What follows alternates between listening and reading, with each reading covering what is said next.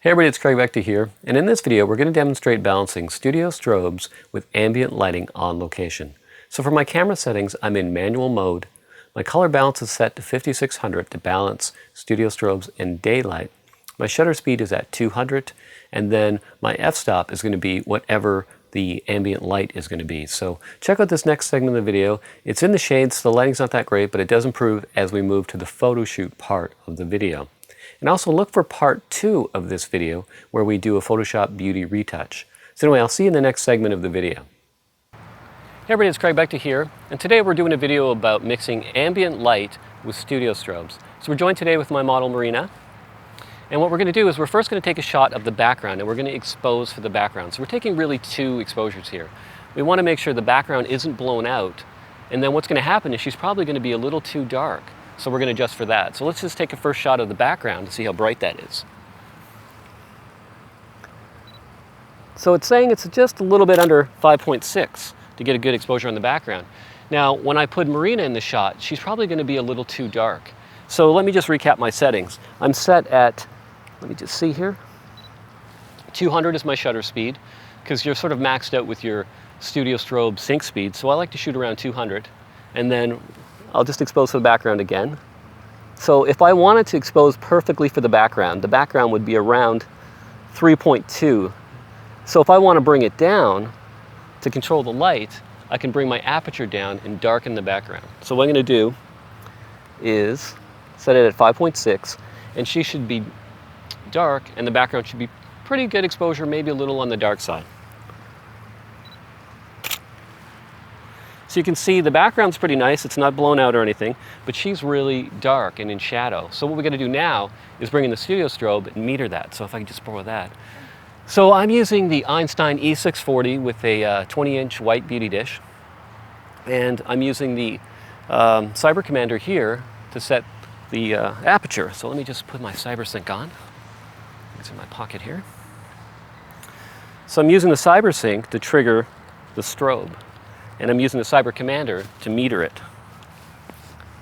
So we should get, so there we are, we're at 5.6. It looks like we've done this before, but we actually did a dry run of this. So anyway, now we got her at 5.6, she's gonna be in perfect light, and it should just look great. So let's just take a test shot. Okay. And you can see that now she's well lit, and the background's not too bright. And if I want to brighten the background, what I can do is lower my shutter speed, let's say from 200 to 100, and bring in more ambient light, but I can keep my exposure for the aperture at the same, so 5.6, but I'll just lower the shutter speed. So let's do that.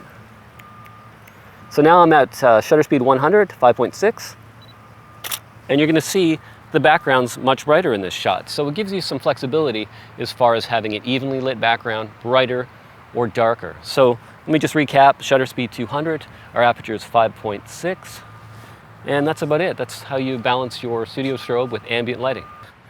Okay, for the last segment, what we did was we explained how we set up for an ambient light exposure. So we're going to do the same thing here.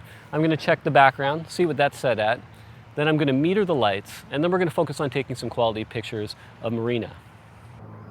Right on, I like that one.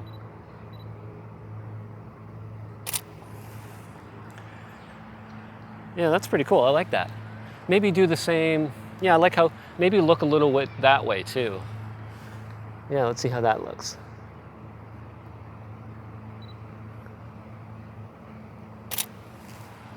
Yeah, I like that. Or maybe, yeah, like look down, like maybe down at your body, I guess.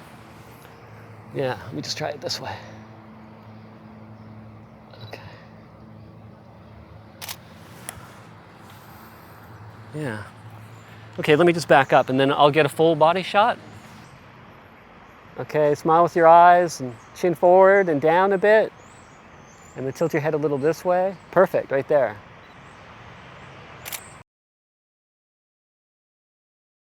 All right, so I just want to recap mixing ambient light and studio strobes. Now, step 1 is to set your camera to manual mode, and I also shoot in RAW. And when I'm outdoors, I like to set my color balance to 5600. You could probably get away with 6000 as well. And I like to set my ISO to 100. You can do it to 200 as well. And I like to set my shutter speed at 200, but you can set it between probably 100 and 200, and you'd probably get pretty good results. So step 2 is you want to take an exposure for the ambient light. So don't expose for your subject, expose for the background, and then figure out what your aperture is going to be. So it could be, say, like f11. So then what you want to do is you're going to want to set your studio strobe for that. So in this case, my exposure reading was about 5.6. So you can see here now I've set my exposure for 5.6 for the background, but my subject appears dark. So what I have to do now is set my studio strobe for 5.6. So set your studio strobe to 5.6 in this case, and then there you go. You've got an evenly lit subject and a pretty good background. Now, if you want the background to appear darker, you could set your aperture to f8, which will darken your background. Set your studio strobe to f8, and then it would appear a lot darker, almost as if it was the evening. Now, if you want to lighten the background, you can lower your shutter speed from 200 to 160 to 100 and bring in a little more ambient light. And then you can see here that it's a slightly brighter exposure and brighter background. So you can really play around with that.